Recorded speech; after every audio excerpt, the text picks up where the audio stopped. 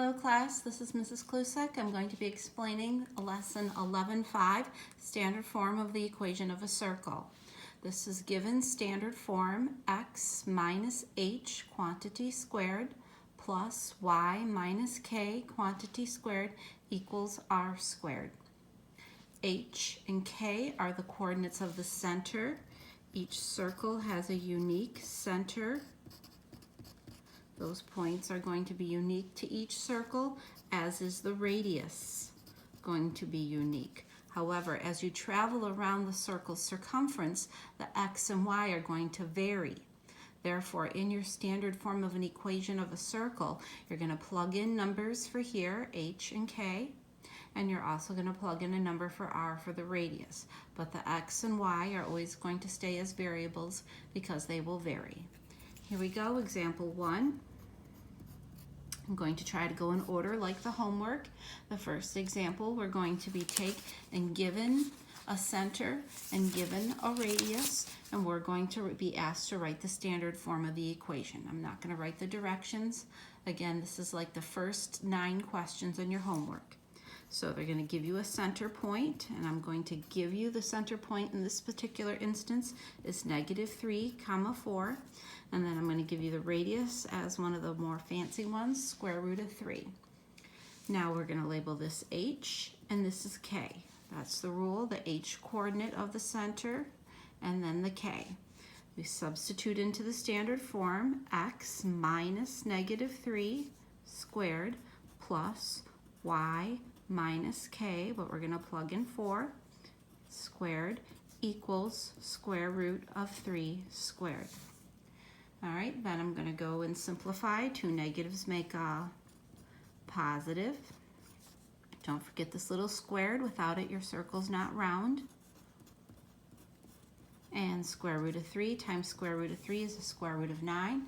The square root of 9 is 3. This is my answer. That is the standard form of the equation of the circle.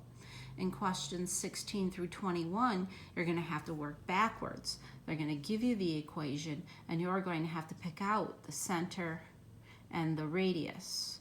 So you would see this needs to be a minus, so therefore you'd say, all right, well then it must be -3, and then the k is the number following the minus, so this time it's just the 4.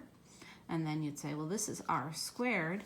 How would I solve for r? Get rid of squaring by square rooting, and that's how you would work it backwards. But the next type of problem was going to look like this. This one's actually quite a bit harder.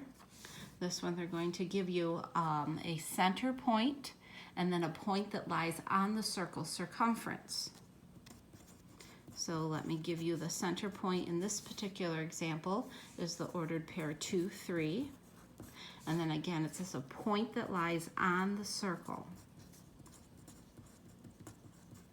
This is an XY ordered pair that lies on the circle. This center, though, is H and K, and this is X and Y. So we're going to take these numbers and plug them in and solve for the radius. So I'm going to go parentheses X, putting in -1, minus H, plus, always plus in between, Y minus K squared equals r squared. That's the standard form of the equation of the circle. All right, now what I'm going to do next is simplify. -1 minus 2 makes -3. Maybe if I was using a calculator, I'd need parentheses here. This makes -2 squared. This makes 9 plus 4. Get rid of squaring by square rooting, and therefore the square root of 13 is my radius. I could have, however, stopped right here at r squared equals 13, because when I go to give the answer, I want parentheses x minus h